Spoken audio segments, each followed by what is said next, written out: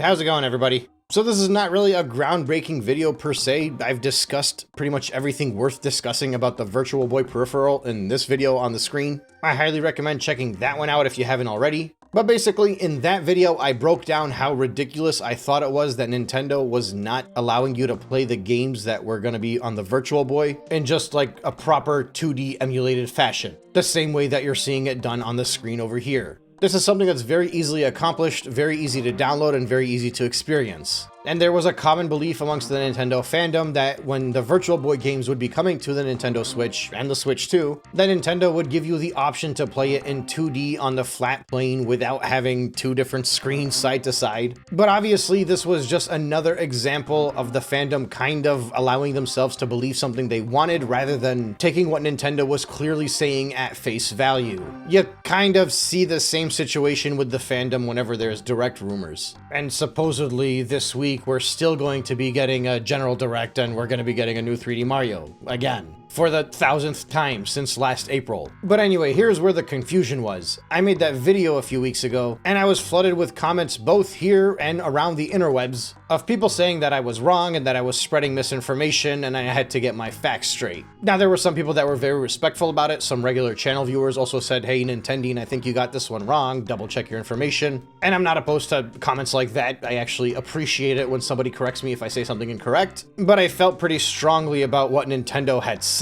And I didn't necessarily back down on it because I don't think Nintendo gave us a belief otherwise. I think everybody was just making their own assumptions based off of what they wanted to believe. But for the sake of documenting all of this, because I imagine more things like this will happen in the future, they've happened in the past, I do think it's worth providing some kind of commentary on here because at the end of the day, Nintendo is very bad with communication, and it absolutely tends to trickle down towards the fandom, both for people that are critical of Nintendo and those that will defend them no matter what the situation is. Basically, there was drama for nothing because Nintendo doesn't speak. At the end of January, they released a news page where it said the Virtual Boy Nintendo Classics is coming to Nintendo Switch Online plus expansion pack on February 17th. Nintendo Switch Online members in the United States and Canada can now pre-purchase a Virtual Boy accessory, which is needed to play the games in 3D. So of course, online forums like the Nintendo subreddits took this to mean that Nintendo is only requiring this peripheral if you want to play the games in 3D. Like basically their argument was like, hey, Nintendo doesn't require you to use the GameCube controller to play the Nintendo classics on GameCube,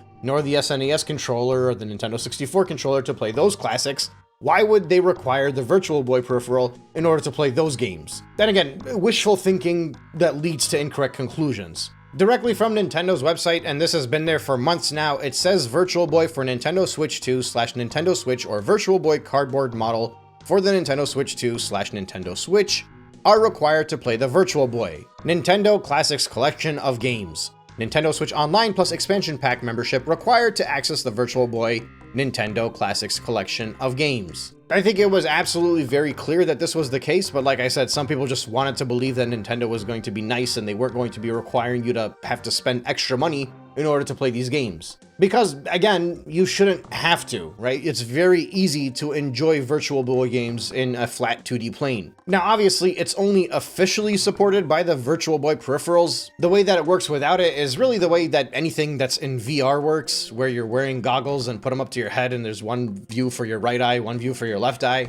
But Nintendo did go the extra mile to make sure that you have the worst experience with this if you do not have some kind of a peripheral. Some people might have enjoyed playing these games on the big screen, even if they were on that split view. But if you have it docked, that actually won't work. It'll tell you to undock your console. These are some screenshots that I found online. Now look, obviously the reason why this is an issue, the reason why it's problematic, is that the whole point in the first place of signing up for Nintendo Switch Online is so that you can get access to all of Nintendo's classic games. Up until the Virtual Boy, they never required you to purchase anything extra in order to enjoy those titles. But now if somebody is a subscriber to Nintendo Switch Online, not only do they have to be subscribed to the more expensive package, the expansion pack, which quite frankly makes very little sense that this is hidden behind the expansion pack. Like, this is a very simple thing, and it's only a handful of games. It should be on the base model. But obviously they put it on the more expensive version of Nintendo Switch Online because their whole goal is obviously to milk as much money as possible as they can from people that are already not subscribed, but are extremely interested in subscribing specifically for this peripheral. So they hide these games behind the more expensive model model, but you can't even experience them without buying the peripheral, or some kind of alternative substitute. But Nintendo is making themselves very loud and clear about this. Anybody that tries to use an alternative method to play these games without having an official accessory from Nintendo is not doing it the way Nintendo wants you to. Their language explicitly states that they say that you're required to buy either the $100 peripheral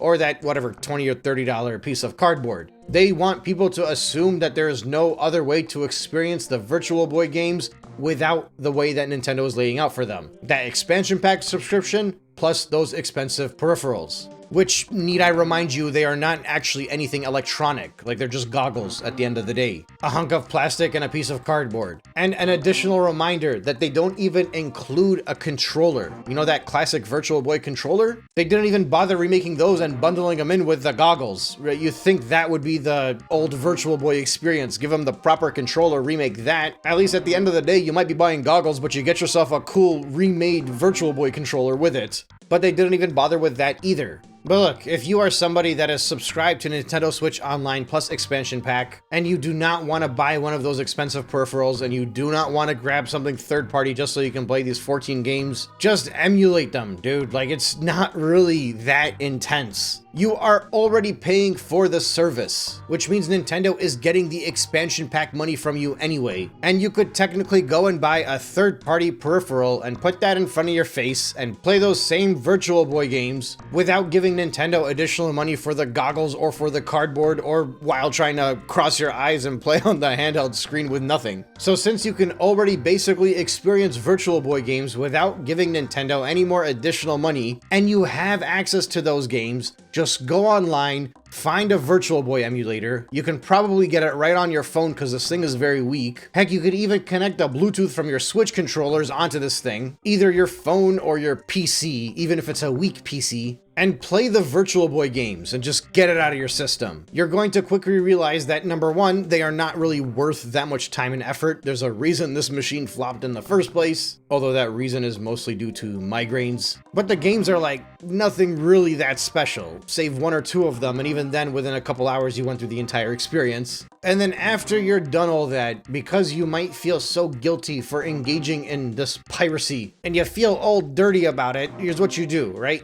Go ahead and delete those games, stick your hand out in front of you, slap yourself on the wrist as hard as you can, and then go and take a long shower and scrub your body with boiling hot water, and then go to sleep peacefully knowing that Nintendo still got the same expansion pack money from you that they got from everybody else. In fact, since there are people out there that are buying third-party peripherals and using that to play the Virtual Boy games, technically they are breaking the rules just as much as you are, because Nintendo does not officially support those third-party peripherals. Just because you downloaded ROMs and they decided to use a third-party accessory instead, it does not mean that Nintendo got more money from them. Look, on this channel, I always make it very clear, I do not condone piracy. But listen, man, sometimes people need to loosen up on what they define as piracy. Paying a Nintendo subscription for Virtual Boy games and then going ahead and playing those Virtual Boy games in a different manner, come on, man. If we're fighting over that stuff, it's over. There will never be any peace in the Nintendo gaming world in that case. Let your hair loose and have some fun for one night, and play these games without the terrible tint, or the headache, or the neck cramp, and just move on with your life and realize that the Virtual Boy flopped for a very good reason.